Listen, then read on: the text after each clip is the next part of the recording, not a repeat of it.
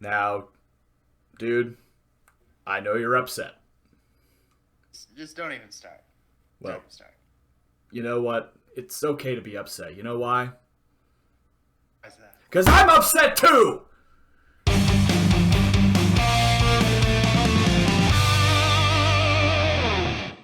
Good afternoon, sports fans, and welcome to this episode of the Trajan Temple Sportcast. I am your host, professional wrestler and Kansas City Chiefs fanatic Christian Temple, joined alongside, as always, by my good friend and the terrible towel twirling. I'm not even going to retake this. The terrible towel twirling Trajan. How are you today, sir? Besides being pissed off like me.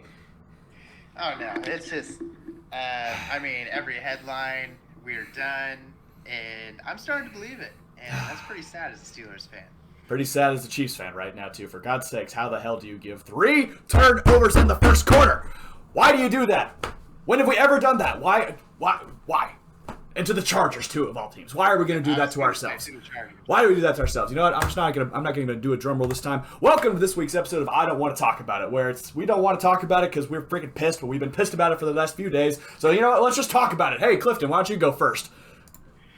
All right, so our pathetic showing of a football game was at the Cincinnati Bengals. Once again, started incredibly slow. I mean, it was painful.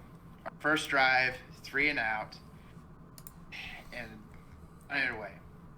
Defense held up the first series, then we get the ball back, away. Then we had an interception. I'm like, okay, this is where we get things rolling. Gave them an interception, so it was a bad day. And Big Ben, he put up 318 yards, 1 touchdown, 2 interceptions, but most of that was garbage time points. Najee Harris, I will say, probably was the most impressive player. 14 carries, 40 yards, not that impressive. You also got to remember his first 100-yard game from scrimmage, if I'm not mistaken. Yes, so he had 14 receptions on 19 targets, 102 yards. And kind of what I liked about his attitude after it, most people would be like, yeah, I had a really good game. My team sucked, but I at least did good. He was mad that there were just checkdowns. He was just upset that all those plays came from a check down and he wanted more. So it's a good team first mentality there. Tomlin said in this week that he believes in the guys in the room. I hope he's seeing something that we're not seeing because it's just been dreadful. I will point out, not to make excuses, a lot of people were hurt. Defense is heart and soul of our team. You take out the highest player in defense right now, DJ Watt. We just did not pressure him. Our 75 straight games of sacks ended this week. And that's pretty sad. I didn't even know that, honestly. I'm staring at one particular number on this screen right now too, and it's the fact that you guys actually forced a turnover, which was much more than I could say about the Kansas City Chiefs defense this week. Yeah, we did get an interception, but like I noted, we gave the ball right back. No, that was enough for us to go from. Let's see. So after we beat the Bills, we went to 5 power ranking. We dropped down to 11, and now we're down to 20. So we're trending in the right direction, obviously. Would you say you burrowed down into the power rankings? Just go ahead and twist that dagger a little bit harder. I'm getting ready to take that dagger out and put it through my own heart, because moving on now to the freaking Kansas City Chiefs losing 30-24 against the Los Angeles Chargers. The Los Angeles Chargers. Why did it have to be them of all teams? It's the team every single year that they build up. They say that, they're going to be a great team. They're going to be a playoff contender, blah, blah, blah, blah, blah. And then we made them look like it this week with 3 turnovers in the first 3 drives. Who does that? Honestly? Patrick Mahomes drives him down the field, get in the red zone, and say, hey, I'm going to do something really cool. I'm going to do a no-look pass. Hey, Marcus Kemp, this is your first year making the roster as a wide receiver. You want to do something cool like, I don't know, let the ball go through your hands and get it picked off? That sounds cool, doesn't it, kid? Oh, my God. The ball picked off. Behind him, Josh. Well, I don't want to hear any excuses from Marcus Kemp, because Jody Fortson also got a chance. And looky there. Says there, right there, black and white, touchdown, Kansas City, Jody Fortson at the back of the end zone. He had to go up and make the catch too, but he actually caught the damn ball with that. Clyde Edwards-Helaire, he had another fumble. I'm glad he's keeping that streak alive, but at least he had a touchdown, right? It's not so bad. Wrong. You need to protect the ball if you want to have a chance to win in the National Football League. And moving on down further, I'm not going to spend too much time on this game because I'm ready to move on at this point. No turnovers by this defense. Even Chris Jones came back in. He was questionable, I get that, and he didn't even have a sack. Mike Dana, where's he been the last 2 years? He has a sack this week. What is going on? I'm flabbergasted right now. And of course, I'm seeing all the Facebook comments, fire Spagnuolo, and all that too. I don't think it's that time yet. I'm trying to be optimistic. Who's calling you right now? Tell him to shut up. I'm miserable. It's actually the Chargers texting me saying, ha, ha. And you know what? They deserve... They reserve the right to say ha ha. The Chiefs deserve to lose because 3 straight turnovers in the first 3 drives. How do you expect to win if you're going to do stuff like that? And actually, they had the lead. They could have won. But it's the second week in a row. You put the ball in Patrick Mahomes' hands, and what does he do? It gives it back to the other team. I guess last week that technically wasn't his fault, but still, this week, just stupid mistakes. Let's write this game off, move on to Philly next week, and if they lose to Philly, then it's time to hit the panic button. I'm not ready to panic yet. Obviously, my emotions are, a little high right now. It's understandable. A lot of emotions running through Steeler Nation right now, I'm certain too. But take a deep breath. Just relax. Just regroup. Move on to next week. And, God, I freaking hope for the best. I think it's kind of funny in a way, though, because we're both freaking out about our 2 losses in a row, and rightfully so. But you have to feel a little bit more optimistic as a Chiefs fan than a Steelers fan right now. I mean, they did drive the ball. They had the opportunity to win. Yeah, defense is messing up, but it seems to be more communication problems than actual scheme-wise. And you want to talk about the defense messing up? Oh my God, that first quarter, they looked great. They looked amazing. The Chargers tried everything. They tried, passes out into the flat, which, killed the Chiefs last week. They were there. Austin Eckler, he was held very, very well by the defense too. And Justin Herbert looked very uncomfortable. We were getting pressure on him, and he was forcing things, and the defense was just, where was this last week? But I can understand this as a defense. And when you're doing all of that work and the offense goes out there and screws the pooch, not once, not twice, but 3 straight drives, that's gotta put a wear on you, I'm sure, mentally. Oh, yeah. I mean, you're expecting this, then you have to rush out onto the field. And if you look, I mean, the first interception they didn't do anything with. The fumble, they go down and score. So your defense is on its back foot. Punt. And then interception, they go right down there for a touchdown and win it. So, I mean, it's just craziness that happened, but, I mean, you stop those turnovers, you win the game. And I'm seeing people, too, is like they're blaming the refs. Listen to me right here. The last thing you're going to blame is the refs. The refs didn't cause 4 turnovers. I mean, yes, there was that pass interference penalty where Keenan Allen, I will say, you don't see Keenan Allen flop to the ground that easily that often. But you know what? If the guy didn't even touch him, he still wouldn't have caught it. So, but you know what? I am not going to be one of those fans, of refs screwed everything up. No, the offense screwed everything up in the first quarter, and the defense was just lagging behind the whole entire game. So, just write that off as a bad game. It happens to everybody. It's a bad game, and they only lost by 6 points.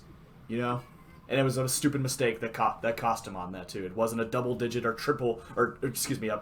possession or triple possession loss. But is that still a dig at me? Is that what that is? Am I Stefan digging at you right now? Yes, I am. No, I'm kidding.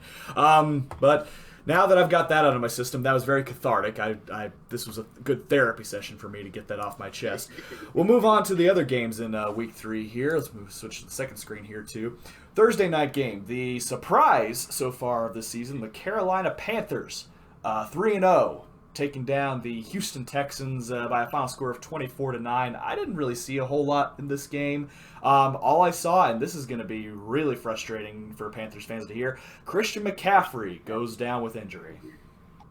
Yeah, no, I mean, it is sad to see because he is such a unique talent, and a lot of their offense goes through that. And I mean, you hate to see a player go down. I mean, I sometimes in my frustration I joke about it, but I really don't want to see that. All these great players out there is what makes the game interesting. That's what we pay to see. So, big loss, but hopefully they can recover. Then moving on to the Tennessee Titans, they're bounced back these last couple weeks here too, taking down a very beat up Indianapolis Colts unit. Very expected outcome there. Final score of 25-16. Titans moving on to 2-1, and the Colts downward spiral continues, dropping down to 0-3. With that win, they probably sealed up the South. I mean, to be honest, they got that lead there. The other teams are not looking great.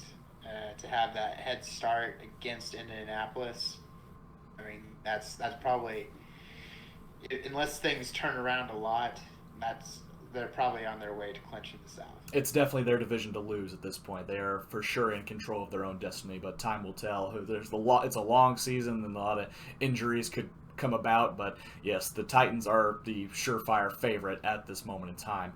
The first tank bowl of the season between the Atlanta Falcons and the New York Giants, and I caught part of the highlights of this game, and it certainly looked to me that each team is really working hard to get that first overall pick for next year's draft by the way they played, with the Giants succeeding in that by giving the ball away at the very end of the game, and of course Young-Ho Koo getting the game-winning field goal at the very, very end. Yeah, no, I mean, it's just so frustrating because historically, I mean, the Giants have done very well. I mean, you had those runs where they take out the two strongest Patriots teams that really came forward. How the mighty have fallen, indeed. And I just don't know what they've done. I mean, it is crazy, and hopefully the Steelers aren't trending in the Eli Manning downward spiral that was the New York Giants. So I don't know. I mean, that could very well be our fate. We do not have a succession plan for Ben Roethlisberger, and that's kind of scary right now. There's a lot to be said for the last quarterback remaining of the 2004 NFL draft there, especially when talking about the New York Giants there. But moving on down to skipping past those two games there, we've already talked about that. The Cleveland Browns going to town on the Chicago Bears.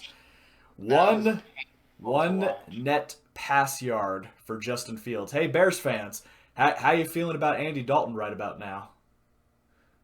Gosh, it was painful to watch. I'm sorry, I know Nagy coached on your guys' team, but is not setting up these young QBs for success. And he's expected them to all be drop back passers when part of the game now is moving. I mean, not everyone's going to be a Tom Brady. I mean, a Peyton Manning. You got to adapt to the quarterback you drafted. Absolutely. Going back to what you're saying about Nagy, too, it seems like he's another victim of the whole offensive coordinator gone head coach, and it just doesn't work out for him. You just got to stick with what you know. Exactly. I mean, you take on those extra responsibilities. You're not thinking about the offense like you used to do it. You're thinking about, oh, I need to get this staffed right. Oh, what are my scouts saying? All this other stuff, and yeah, no, I mean, you got to bring in the right people and let go of the reins a little bit. Yeah. Speaking of letting go of the reins, my goodness, did Justin Tucker let go of the reins on his kicking foot against the Detroit Lions. The new NFL record, 66-yard game-winning field goal at Ford Field. The Baltimore Ravens take down the Detroit Lions by a final score of 19-17. And actually, I forgot about this too. The previous record for Justin Tucker, his longest field goal, was also at Ford Field when he knocked in a 61-yard field goal. I forget Yep. I forget what year it was. It was either 13 or 14 or something like that. It was a few years ago. It was a But while back. it was a while back. But it's crazy. History repeats itself. But it's going to be a long time before history is broken for this record right here. That was a crazy game-ending Oh my gosh. sequence for Baltimore, and they move on to 2-1, and the Lions remain one of the few uh, badly defeated teams. I about said undefeated, but no, badly defeated teams. Like their morale is probably getting almost as low as 2008, and I'm sure they're hoping not to repeat that fiasco of a year. Oh my goodness. Yeah, no, I was watching the end of it. I'm like, okay, at least the Ravens are losing. I mean, we're not the only ones in our divisions that lost. And then he makes I'm like, how the frick does that happen? I They couldn't even let you have that bit of happiness. oh No, literally every, and you're the same boat as us. Every division rival in both our divisions won except for our teams. yeah, It's like and go figure. it was a head-to-head division rival that we lost. So I mean, hmm it hurts extra. Really digging in the knife in the spine this week. Speaking of knife in the spine, the New England Patriots are Oh trending my down. god. I did not know this is the first win in New England for the Saints since 1995, and boy, did they earn it Really? this week. 28-13, the final. Jameis Winston coming into Gillette Stadium and finding a little bit of a groove this time, and obviously Mac Jones and the Patriots still trying to get things figured out, but still a long season. With Tua going down, the NFC, or excuse me, the AFC East still very much up for grabs. Even though I believe the Bills will probably Oh most my likely gosh. repeat this year, but the Patriots, if they get things figured out, they could very well be a contender again. I I I have to disagree with you. I mean, it's Buffalo's in the bag. I mean, I'd be willing to bet you money on this, but that never works out good for me. But no, I just don't have faith in this rookie class. I mean, you look at their record. He has the best record, and it's just 1-2, which I mean is the Steelers' record. But he comes out and throws an interception like in the second half, just right away, and it's a pick six. I mean, it's bad judgment. You can disagree all you want to, but you of all people should know the hoodie, the evil empire. They always pull out some bullshit. They find a way in the end. It's I don't I want to say whatever 90% voodoo whatever voodoo magic Robert Kraft has up there or Bill Belichick, they seem to find a way. So I'm not writing them off yet until they are dead and buried in the ground under 12 feet of concrete in a lead casket. Speaking 12 feet well, underground with under a lead casket, how about them Jaguars this year? Oh my goodness. You know, it was a great idea bringing Urban in there. He really turned this franchise around. All kidding aside, I mean, no one can expect the Jaguars just to come out and have an amazing season. They got the first round pick for a reason. They sucked last year. And And putting a they may rookie have a streak of quarterback in that there. for years to come. Yeah, no. And so, I mean, this is another team that was, I mean, just 4 or 5 years ago, they were contenders. Um, and so it's crazy how they've fallen so much. But this was expected 31-19. It feels a lot longer than it actually was. But another surprise here too, and we actually during our beginning of the year predictions for our divisions, the had Arizona Cardinals, whereas most predictions didn't even have them in the running.